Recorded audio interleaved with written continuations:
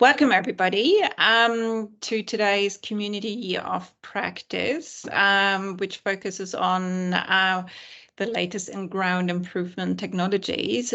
Just a little bit of housekeeping before I pass on the microphone to Doug. If you have any questions, please use the chat function on the top to write down your questions. The chat will be monitored throughout the session, and we will then address any questions that you might have at the end of the Community of Practice. So Doug, the chair, will kick off this session in a second, followed by a presentation, and hopefully we can have a good Q&A session afterwards to address any questions you might have around the topic. So over to you, Doug. Thank you so much, Jana. So yes, thank you everyone for joining us today. This is a most interesting topic, and I think that it's something that with all these research topics, they're actually quite focused and things. So what I find with these things, and we will get plenty of opportunity to do question Q&A sessions later, but this is Hawks Excavations are the industry partner. We've also got a team of people that are working on this from Swinburne.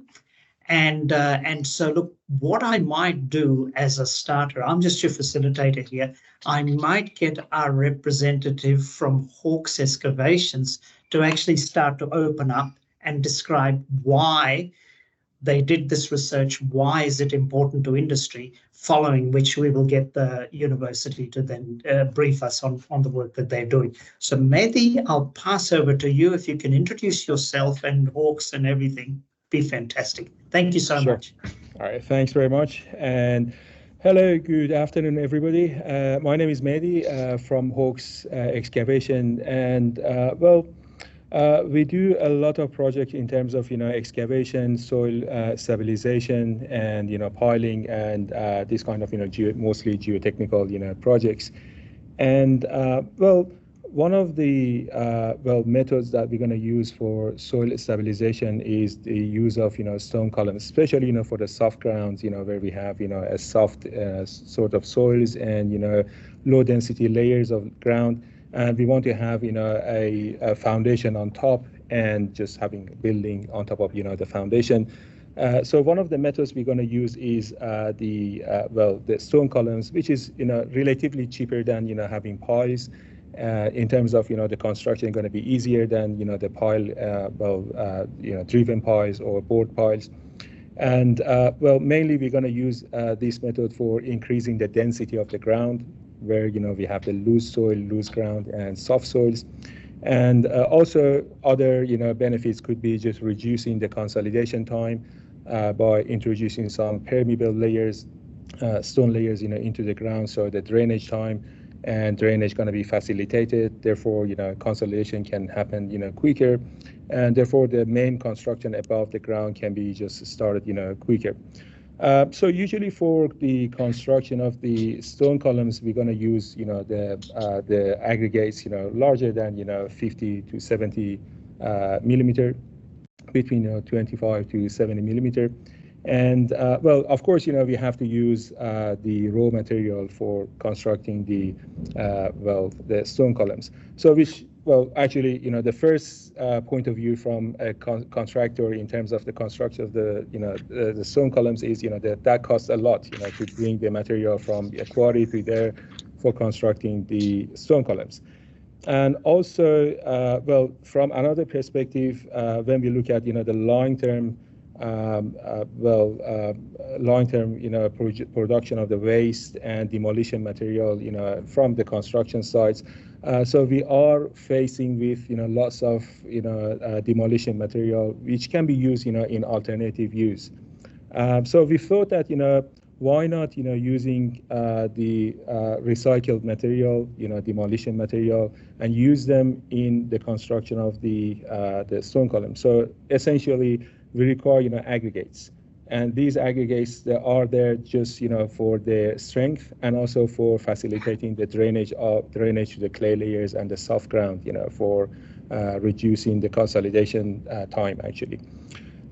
So we thought that, it could be really good to just, link with a research, body like, Swinburne. And we propose, this, idea that, to use, the recycled material for using, them in the stone columns. And in essence, what we're trying to do is, first of all, which is something quite good, for us to reduce the cost actually for the construction, which is quite, beneficial to all of the contractors. And second of all, we are solving one of the problems, in Australia, that is, accumulation of the waste material, recycled material. So we have to find a way how to use this recycled material in construction. So, well, we have to reuse them actually, not dumping into the landfills. Because, at the end of the day, when we look at, next 50 or 100 years, if every construction and demolition, project comes with lots of, recycled material, and if they are dumped into the landfills, so we are facing with lots of, environmental issues in the long term. So we have to start from somewhere, and there are lots of research being done, on different usage of recycled material for the construction and engineering projects. So we thought that this could be really good if we can just look at what will happen if we use the recycled material in the stone columns by using the instrumentation and finding out how is the reduction in pore water pressure, excess pore water pressure, and also how the strength of the ground going to increase in terms of having several stone columns in arrays inside the ground. So therefore, that was our proposal to Swinburne University, and well, Dr. Farshid Maghul and Dr. Yuli Lin and and Professor Arul Raja, they've been so kind to us to just, well, actually they started, working on this project and doing the research. And so right now we are having, a really good, base to start, using this material in industry actually for constructing the stone columns. Thank you so much, Mehdi. Fazit, can I now pass on to you following that to just introduce who you are, your team, and then your work? Thank you so much. Thank you very much, Nikesh. Thanks, Mehdi, for the presentation. So, hi everyone, I'm Farshid from Swinburne. I was the project lead for this project, and I was working closely with the Hawkes and Stratford for this project. They approached us, as Mehdi mentioned, with the problem they had, and then we tried to come up with a proposal of the testing and lab works on this project. And also, we were lucky to find Yuri to be our PhD students full-time on this project. And actually that the project is finished, and Yuri also submitted his PhD, so he's going to be Dr. Yuri very soon. So I will, if Yuri, could you please share your screen and start the presentation? So Yuri is going to explain about the a technical point of this project. And if after this, if you have any questions from me or Mehdi, we are happy to answer. Yep, Yuri, please. All right, let's make a start. Thank you for the introduction from Mehdi. Seems like Mehdi has covered everything. So, so there will be some repeating contents from my side regarding the industrial challenges. So my name is Yuli Lin. I am the former PhD student at Swinburne University of Technology under supervision of Dr. Farshid Maghul and Professor Arul Raja. So the project, the research topic of my project is about ground improvement using demolition waste as semi-rigid inclusion columns. An overview of the presentations today, I will provide a snapshot on the Australian waste and recycling, the background of the project, and some of the industrial challenges, the use of unbound recycled crushed concrete aggregate, which is one of the demolition waste as ground inclusion to replace the consumption of virgin quarry aggregates, chemically stabilized RCA as semi-rigid inclusion columns, the cost and environmental benefits of using recycled material in future ground improvement project. And lastly, we will have our industrial partners to chat about the challenges on their day-to-day works, and also the benefits of using the recycled material in their future project, which Mehdi has already covered most of this in the introductions. So looking at the waste stream in Australia, so there are three main waste streams in Australia. One is the commercial and industrial waste, which is the waste generated by the commercial and industrial activities. And the second one is the construction and demolition waste. So the recycled crushed concrete aggregate that we are using for our project fall into the second waste stream, which is one of the biggest solid waste generated in Australia every year. And we also have the municipal solid waste, which is the waste generated by the household. And there are some other type of waste, such as the tire waste generated from the end of life tires of our vehicles, etc. A glaze on the waste generations in Australia between the year of 2020 to 2021. So the data was available from the National Waste Reports. As we can see, the construction and demolition waste is a big chunk of the solid waste among all other different type of waste in Australia. So a breakdown of the waste generation in Australia. During the year of 2020 to 2021, Australia generates approximately 76 million tons of solid waste in totals. Looking at the breakdown, we have 25.2 million tons of construction and demolition waste, which is one of the predominant waste among all other type of solid waste. And we also have 14.2 million tons of organic waste, 12 million tons of ash waste, and some other waste, including hazardous waste, papers, cardboards, metals, and plastic. Overall, which is equivalent to 2.95 tons of waste per capita.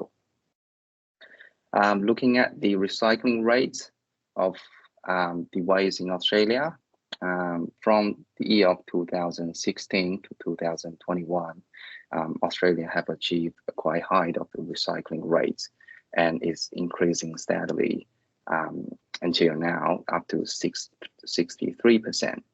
However, looking at the National Waste Policy and Action Plans, the government is targeted to recover 80% of the waste by 2030.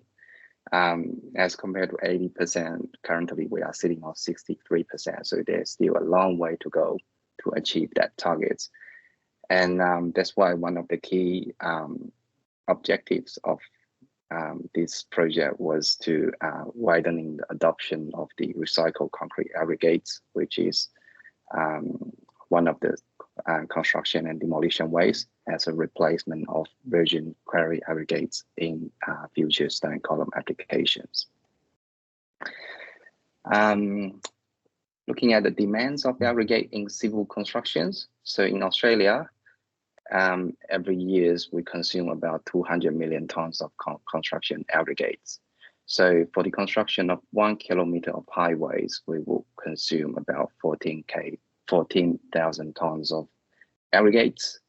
Construction of 1 kilometer of suburban roadways will require 5,000 tons of crushed rock, 750 tons of concrete for footpaths and curbs and gutters, highlighting a huge demand for aggregates in the civil construction industries in Australia. And hence, the use of recycled aggregates in future ground improvement project will be significantly benefit from cost and environmental saving. All right, so that's moving to the technical part, technical part of my PhD project. So before I start, I would like to briefly explain the stone column technique for ground improvements. So the schematic on the left-hand side is showing a stone column installation for ground improvement work. The concept of Bible stone column is fairly simple.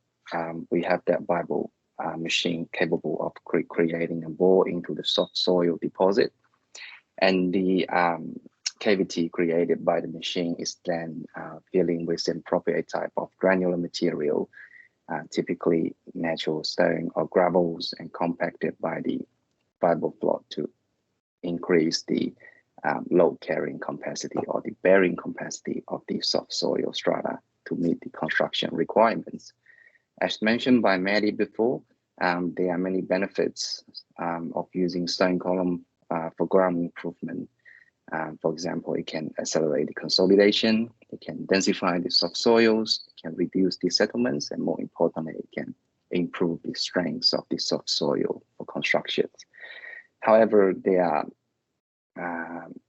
limitations with the Bible stone column technique. One is about the huge consumption of the virgin quarry material for the construction of stone column, and the other one is the poor performance of conventional unbound stone column when it is installed in very soft soils. So I will be discussing this point later in detail in this presentation. So for my PhD project, we have divided into 3 phases. So for the first phases, we are looking at the characterization of recycled concrete aggregates as a replacement of virgin aggregates in stone column applications. So to do so, we have conduct different type, a series of engineering testing on the RCA, and the engineering property of RCA will compare against the virgin quarry material, which is typically used for stone column applications. So through the comparison, the result was quite positive. The property of RCA was found to be very comparable to the virgin quarry materials, highlighting the high potential of using RCA in future ground improvement projects. So other than the engineering property of RCA, we have also considered the environmental risk of using recycled material as a replacement of virgin material, as when we use RCA as a backfill, it might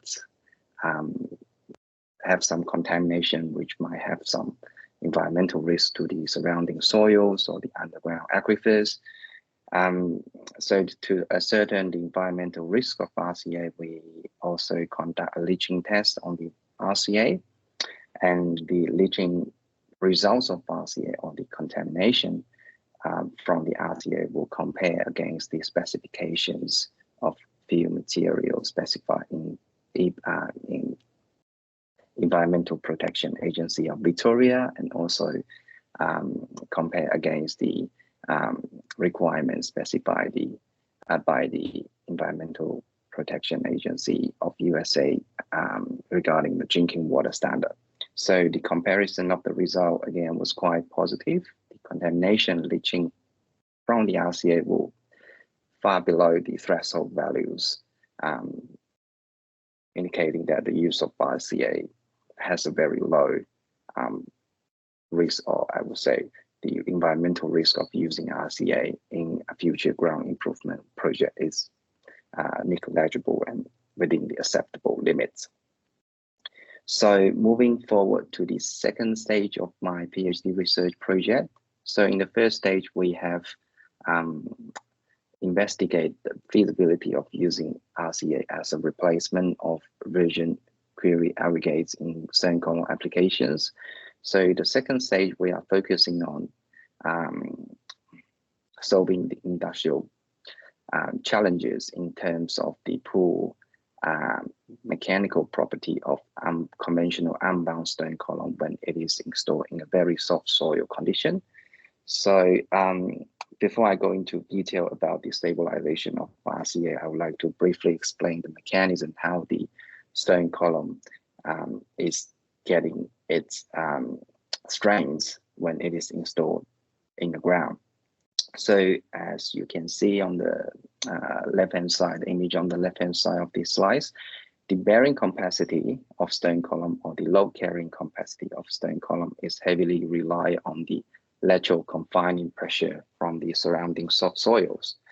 So in case if a stone column is installed in a normal soft soil conditions, so the surrounding earth will able to provide sufficient lateral confining pressure to hold the stone column from expansion when it is under axial loadings. However, the image on the right hand side, if the stone column is installed in extremely soft soil conditions, or for example, if the soil is experiencing a long period of rainfalls, then the soft soil will get saturated and the strength of the in-situ soft soil will reduce. Then as a result, what commonly happens on the site is the top part of the stone column will tend to be bulged, which will causing a significant settlement on the ground surface and eventually damage the buildings or infrastructures founded on the stone column improved grounds. So the second phase of my PhD research project was to developing or looking at cost-effective and efficient ways to improve the mechanical property of the conventional unbound stone column when it is installed in very soft soils. So the image on the left-hand side, again, it is showing a conventional unbound stone column with bulgings when it is installed in very soft soil conditions. And we try to propose a semi-rigid inclusion column system, which is the image on the right-hand side. So we try to mix the RCA with a small amount of stabilizers. In this case, we're using the two-part geopolymers with a very low dosage to provide additional binding between the aggregates and eventually increase the strength or the mechanical property of the stone column when it is installed in a tough environment. So we have investigated different type of mixtures using different type of geopolymers to stabilize the RCA as semi-rigid inclusion columns. And we have also investigated curing of the mixture in different conditions, different temperatures, different curing days to see whether or not it's performing well. And the result was quite positive. The compressive strength we achieved was far higher than the requirements, the minimum 28 days UCS requirements of 1.034 megapascal for ground improvement work. So highlighting the great potential of using these technologies in future ground improvement project. So other than the compressive strengths, we have also looking at the permanent or the settlement behavior of the semi-rigid inclusion columns under a large cycle of cyclic loadings. So the test was conducted by using the pneumatic repeated load triaxial test machine. So that machine is capable of applying air confining pressure to the samples to simulate the environments which the material is underground with the lateral confining pressure from the surrounding earth. And on the top, the machine is capable of applying cyclic loadings to replicate the cyclic loads from the traffic from the pavements. So looking at the results, once we stabilize the RCA, we would able to reduce the permanent strain of the stone column by more than 89% under cyclic loadings as compared to the control group, which not adding any stabilizers. So after the completion of phase 2 of my PhD research project, we bring these solutions to our clients, Medis. So he is quite happy with the product. However, one of his concern is the use of two-part geopolymer as a stabilizers might be a bit difficult to operate on site. because the two-part geopolymer involved the mixing of chemical solutions, for example, the sodium hydroxide and sodium silicate, which might be a little bit corrosive and might have some safety issues. So Mehdi was asking if we can simplify the binder system to come up with a solution which is more easy or more user-friendly to be operated on site. So the third stage or the third phase of my PhD research project was looking at optimizing the binder system. So we proposed the one-part geopolymer binders as a replacement of two parts. With the one-part geopolymer, we can eliminate the use of the chemical solutions. Instead, we're using the solid activators. So the host material and the precursors, which is the fly ash and slag, can be dry mixed with the activators to produce the processed dry mixtures, just like the ready mixed concrete mixtures we can get from the Bunnings. So when the material is shifted to the site, the construction staff only required to add waters and further mixing to produce the stabilized RCA for standing column constructions. All right. So lastly, I would like to briefly talk about the cost and carbon saving by using RCA for future ground improvement project. So that's assuming if we construct a 1 kilometer long road and the road will require ground improvement work to be done. So assuming a standard size of ground inclusion of 1 meter diameter installed at column spacing of 2 meters times 2 meters. So with option 1, if we're using conventional cemented stone column, which the raw material comprised of virgin quarry basalts stabilized with 5% cement. So the overall cost is ending up to be 1,732 Ks, and the carbon emission is about 2,555 K.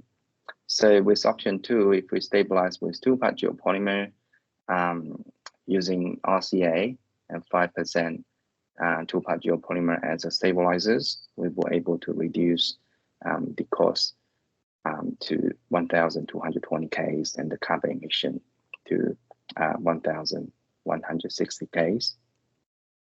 And further, if we're moving forward to the option 3, using one-part geopolymer as a stabilizers to produce the semi-rigid inclusion columns, so the cost and carbon saving can be further cut down.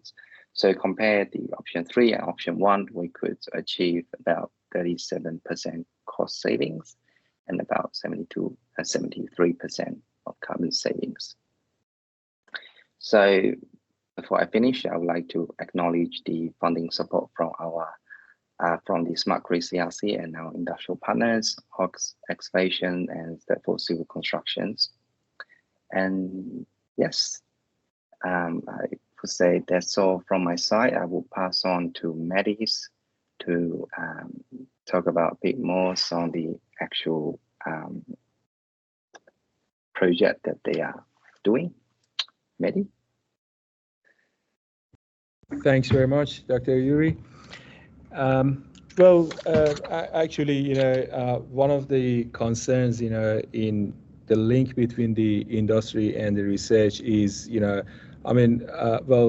guys are doing really good stuff, in terms of the research, but, translating, these research into industry, it takes some time, and we have to just, adopt the methods that been just developed as kind of research and development in real projects, actually. So there might be good number of, concerns, in the field compared to the controlled, situation in the laboratories and, in the research, institutes. Actually, we would like to just, start, having a kind of, trial project using the outcome of this research.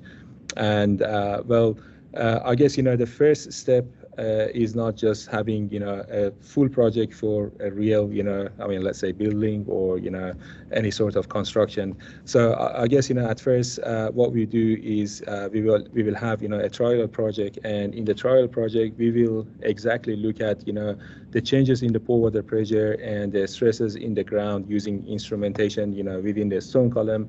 So we have to develop that part as well. And hopefully after, maybe 6 months to 1 year of, testing in terms of loading at the surface of the ground and looking at the, distribution of the pore water pressure and dissipation of the pore water pressure and the full consolidation, monitoring the settlement and, the pressure distribution using the pressure cells.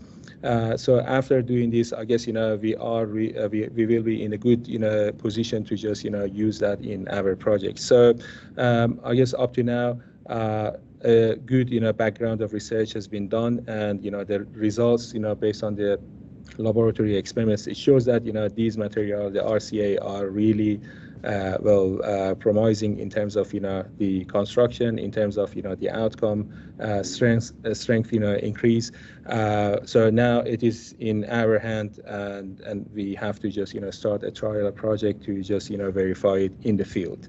And hopefully in coming months, we will just, have a trial project, and we will verify, in the field actually.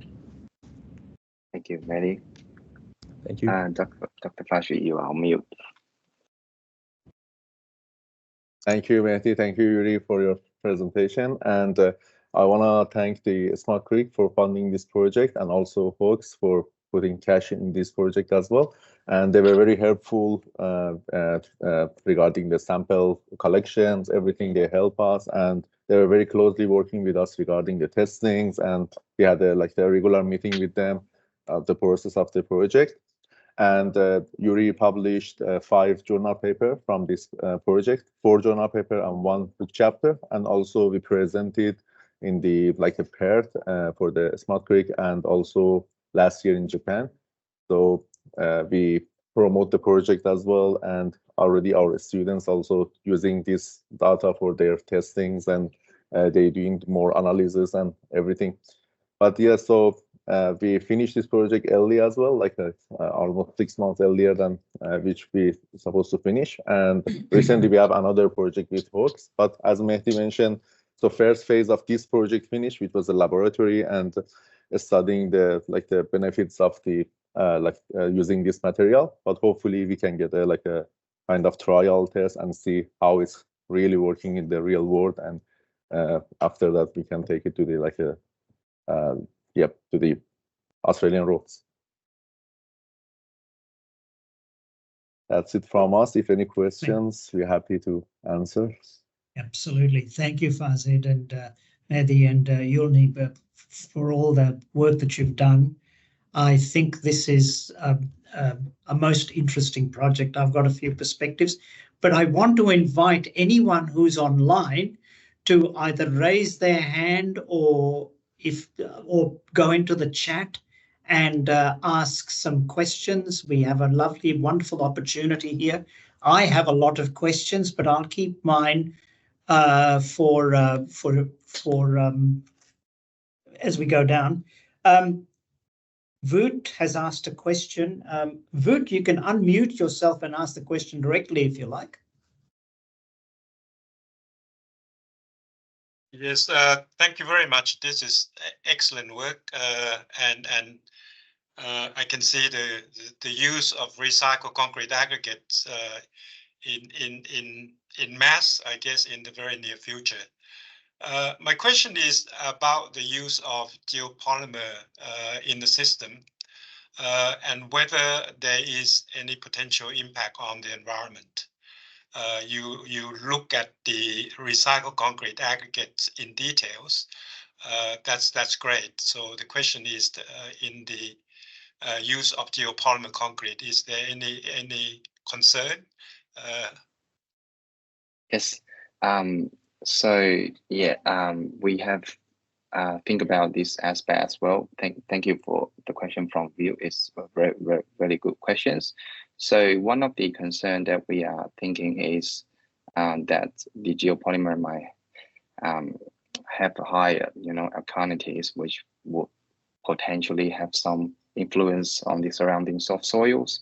But the dosage that we're using for stabilizing the RCA is very low as compared to the geopolymer concrete.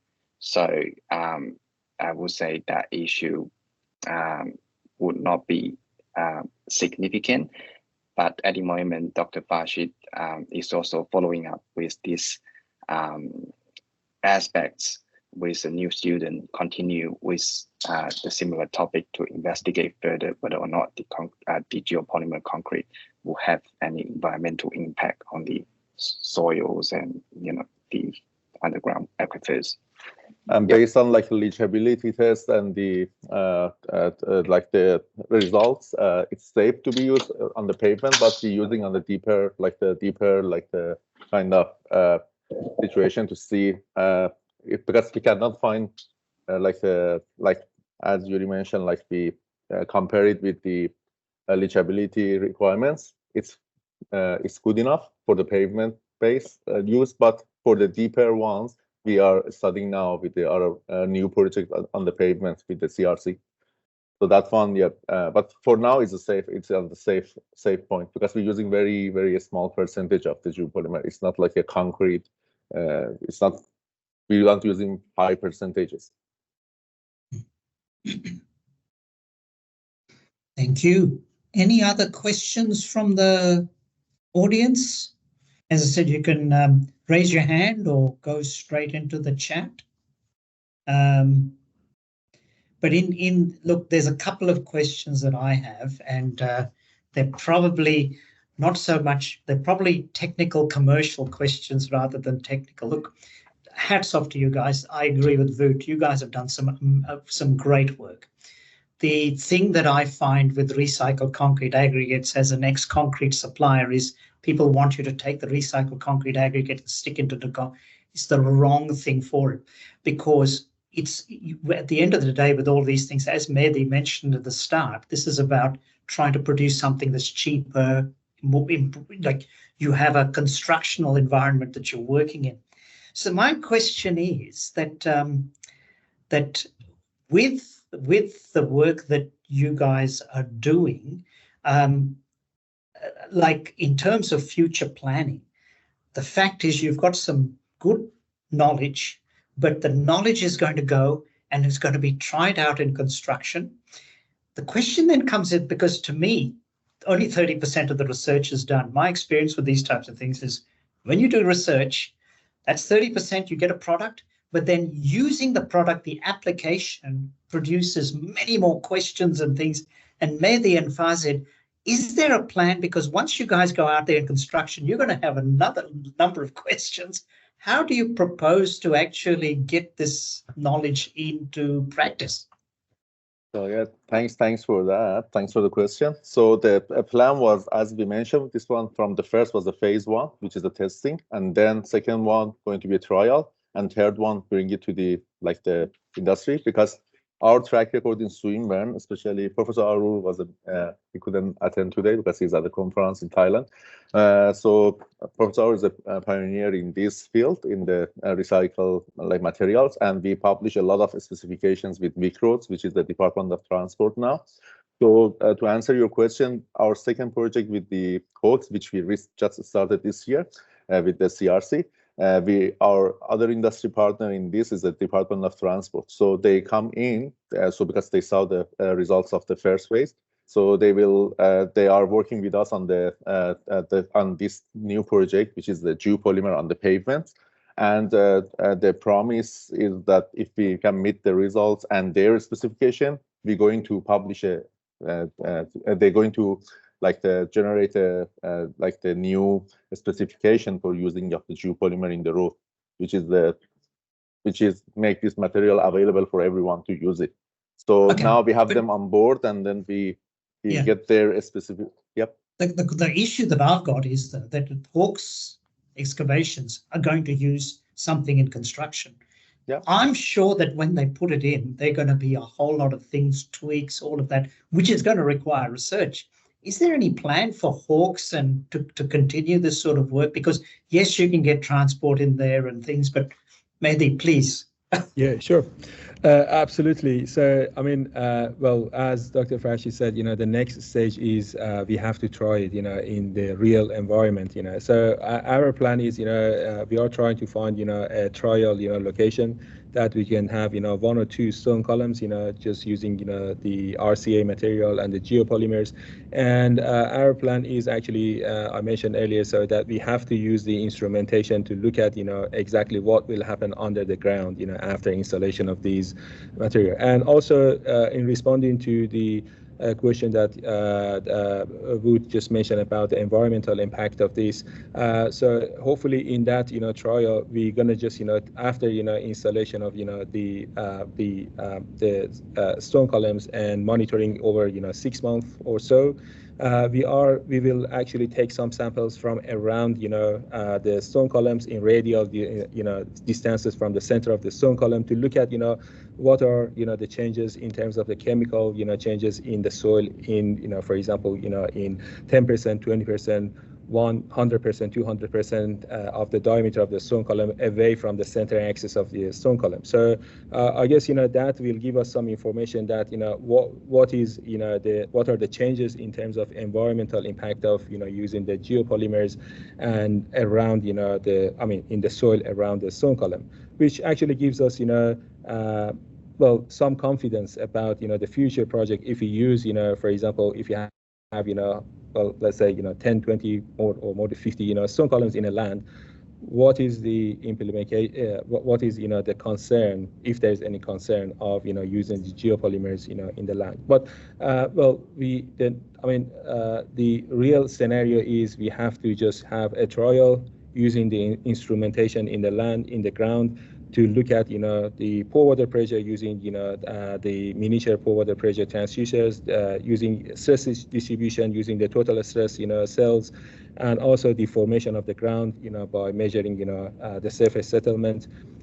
So I guess once we have these kind of investigation in the field, that will give us the confidence about use of stone columns in real project.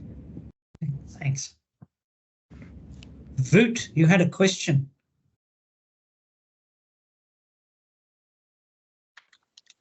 Yes, thank you, Dak. I was hoping that there would be many other questions from other people. But anyway, I'll ask Mehdi in particular. I mean, it's great to see the greater potential use of recycled concrete aggregates.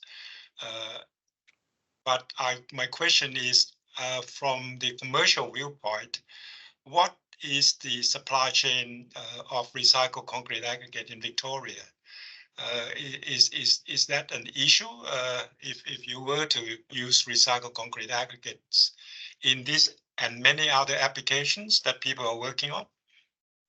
There are some suppliers in terms of RCA material in Victoria, but if we want to look at the whole problem as a sustainable method, we have to make sure that these are sustainable. I mean, the RCA material are produced sustainably in Victoria or other states for these kind of projects.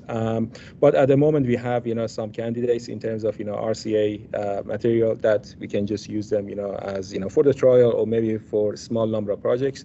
But once the specifications are made and we make sure that this is doable, then well, we have to just definitely the suppliers will appear. We're working very closely. We're working very closely with the Delta and Alex Fraser on this. So the main problem they have with the materials like RCA and things is that crushing them to the smaller sizes. So if you want to use it in the a stone column, it's even cheaper for them because they don't need to crush it too much, and so that's the benefit for them as well. Actually, we had Alex Fraser on this project before, but they supply the material, everything for us. But yeah, we have a very good connection with the recycling companies as well. So we listen to them and see what the problems is as we're trying to find a solution. So that's why we all came together to find out about that, and also now. as you know, the Department of Transport and VicRoads, when they come in, they have their specific things that they need to clear because they know what the government needs, and then we try to deliver that one. Thank you. Sean, you've got a question. Got your hand raised. Yes, thank you very much. So my question, when you were talking about using the geopolymer as a binder, isn't it? So I may have missed it. Why geopolymer in the first place? Because you only need a small amount. So what do you try to achieve here with the geopolymer rather than normal, blended cement or binding, conventional binder? Yeah. We've done a test on the cement as well. We've done a test on a conventional, but now if you see at the industry, especially say works like these depends on the Department of Transport or councils, they are going all green. So they're looking for the green stabilization methods. So they prefer something like a geopolymer than the cement. Now cement, they don't like the word cement. Or yeah, we did the test as a part of Yuri's project. We've done the test with the cement, and actually geopolymer works much better than that one, and it's much greener than the cement. And because we're using very small dosage, it's much cheaper than the cement. Thank you. Thank you. Rabati, you've got a question. Hi, thank you for presentation. I have two questions following that. And can you just tell us where you're from, Rabati? Sorry? Can you just tell us where you're from? What organization? Oh, yeah, sorry. Hi, Mehdi from Lendlease. I'm based in Sydney. And thank you all. And hi, Mehdi. Mehdi used to be my lecturer or tutor back 2004 back in Iran. So hi. So I have two questions. One is regarding to the implementation and the risk appetite. Like within Lendlease, if you want to literally use that method, we have GMR, and GMR is very, very strict of utilizing any kind of recycled material into that project. So from liability, who take that responsibility, even for a pilot project? That's the first one. And the second one on the geopolymer is we notice is like there are some issues with the human toxicity and other, like not only global warming potential, there are other parameters which also need to be considered. These are two questions. Thank you. So for the geopolymer part, I can answer, and the other one maybe answer to you. Like geopolymer, because I saw this from the many concrete people asking this question. The amount of geopolymer we're using is not similar to what you guys using in the concrete. It's very minimal. It's not even like it's very small amount to just activate our like the material like fly ash and slags. If Yuri is here, I can ask him exactly, tell you what percentage is it, but it's much more less than what you're using in the concrete. And Mehdi, do you want to put some points on the? Yeah, sure. Thanks very much, Mehdi, for your question and greetings. Well, actually, in terms of, the concerns about using of the geopolymer or recycled material, well, I have to confess that, whatever material you're going to use, there are some concerns. Look at, the cement. Cement is been, used for many years, 100 or 200 years. But, the problem with cement that we are trying to just get away in most of construction is the carbon emission. So for, there are lots of, carbon emission, 1 ton carbon emission, per, 1 ton of, the cement can be produced. So if you look at, every single material, there are some, benefits and there are some, well, disadvantages as well to use this material. So, it takes time to just, translate, the research results into industry to be used and replace, other material like, replacing cement with biopolymers, replacing, cement with, recycled material or geopolymers and other stuff. But, at the beginning, there will be lots of resistance, definitely, from different organizations, from different, companies. But more or less in the long future, we have to transit, from cement and lime into renewable materials and into just, more environmental friendly materials. But I have to say that, the geopolymer or the recycled material may not be a pure material that they don't have any disadvantage. They will definitely have, but the concerns with this material are going to be less than the cement and lime compared to. But this is something that it takes time. I mean, it cannot be just overnight change of from cement to recycled and the material and the geopolymers. Yeah. If you like, I can add something there. I've seen this geopolymer debate for a long time, and I remember when I was very young in 1983 starting to work on fly ash. Now, the thing that I think the biggest problem with geopolymers at the moment isn't the technical problem, commercial problem, because when you look at it, it's using fly ash and slag conforming to Australian standards. So when you look at the amount of fly ash and slag that is available, there is not enough fly ash and slag for our normal class concrete. So when the Lend-Leases and the Hawks Civils come to us to actually supply concrete, we don't have enough fly ash and slag for our standard concretes, let alone geopolymer.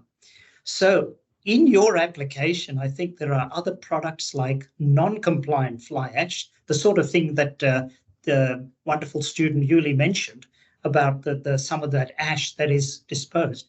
And to me, those are the opportunities, because at the moment, my understanding is that we have a lot of, like we're using 2 million or producing 2 million tons of fly ash per year, which conforms to the standard. We are disposing something like 13 million tons per annum because the other material is not compliant with Australian standards. And unfortunately, our research in geopolymers has very much focused in that area.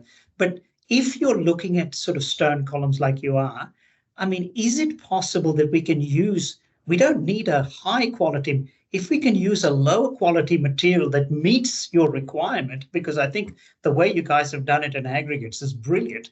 Is it possible to use something like that to give you a solution that's going to be good for the for construction? Fazid?